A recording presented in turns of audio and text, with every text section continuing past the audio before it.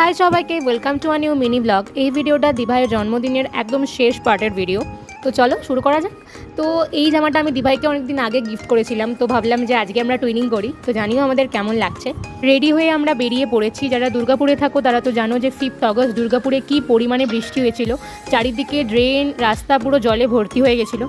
তো বৃষ্টিতে ভিজে ভিজে আমরা পৌঁছে গেছি ব্যানাচিতি। দিভাই একটু ঘড়ির দোকানে গেছিলো, বিকজ আজকে যে ঘড়িটাও গিফট পেয়েছে সেটাও একটু অ্যাডজাস্ট করার ছিল। এই দেখো ঘড়িটা, এবার খুব সুন্দর লাগছে দেখতে। আমরা তারপরে চলে গেছিলাম হোস্টেল এভিনিউতে।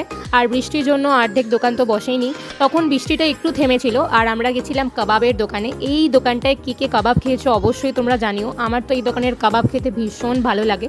তো আমরা নিয়েছিলাম একটা চিকেন টিক্কা আর একটা নিয়েছিলাম রেশমি কাবাব।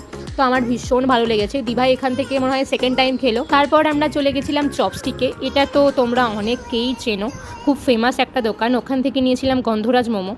তো আগে আমরা যখন খেয়েছিলাম তখন টেস্টটা ভালো ছিল, এখন অতটাও আমার ভালো লাগেনি পার্সোনালি। তারপরে তো বৃষ্টি, মানে তুমুল বৃষ্টি, আমরা যে কী করে এসেছি অর্ধেক তো ভিজেই গেছিলাম। তো যাই হোক, দিভাই তো জানতো না যে ওর জন্য আমি একটা কেকও এনেছি। জন্মদিনের আগের দিনই নিয়ে চলে এসেছিলাম। তারপর বুনু আর দিভাই কেক কাটিং করে নিল। কাটিংয়ের পরে দিভাই একটু বুনুকে কেক খাই দেয়, দেন বুনু দিভাইকে খাই দেয়।